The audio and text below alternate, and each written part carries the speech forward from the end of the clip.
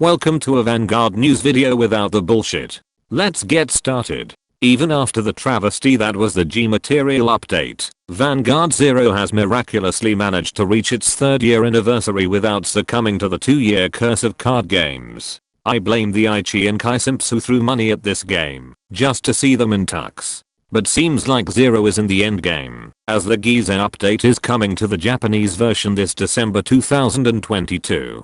Chaos Breaker fans can finally fulfill their dreams of using Noah as a character skin, and beat any player who are still using the edgy reverse Kai skin, thus showing them who truly is the harbinger of despair. And just like VSS03, VSS04's premium box will also have all the cards in its deck, except Triggers Be Holo Rare, a large storage box, a playmat, 5 pieces of top loader for your deck, a deck box, and some fighter counter coins. It's odd that it doesn't mention if it will have the collector's frame slab just like with Chronojet Dragon's Crest card.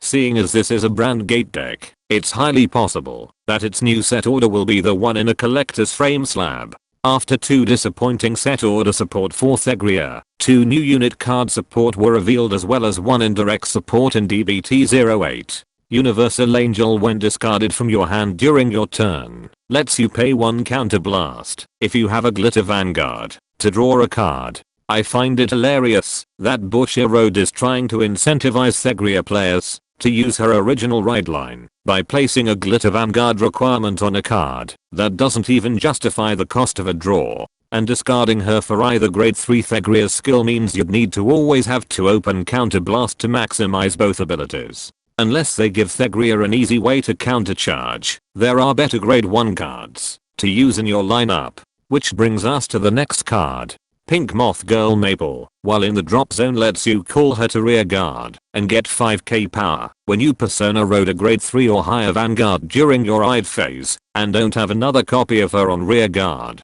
And while on the back row rear guard and you have a Glitter Thegrea Vanguard, you can stand her when your other unit in the same column as her stands. But she gets retired at the end of your turn. While this card is slower than her grade 2 counterpart, since it only works on a Persona ride, take note if you have both the grade 1 and 2 in your drop zone. When you Persona Road on your ride phase, you need to resolve the grade 2 Maple first before the grade 1 Maple, otherwise you cannot call the grade 2 Maple if done in the opposite order.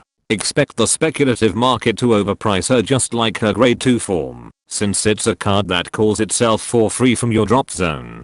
Finally, Gracious Gradale is a universal normal order card which is a Regalis piece, meaning you can only have one type of it in your deck, and can only use it once per match. You can only play it if you have a grade 3 Vanguard with the Persona Ride icon, and you didn't ride this turn to activate your Vanguard's Persona Ride.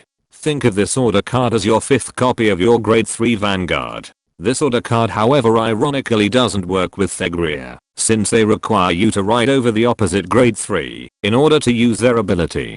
Many would forget their continuous ability is the only reason why riding the opposite Thegrea is considered a Persona ride in the first place. And that concludes this Vanguard news video. Be sure to subscribe and let me know in the comments how Pink Moth Girl Maple is the only actual good support Thegrea got in this set so far.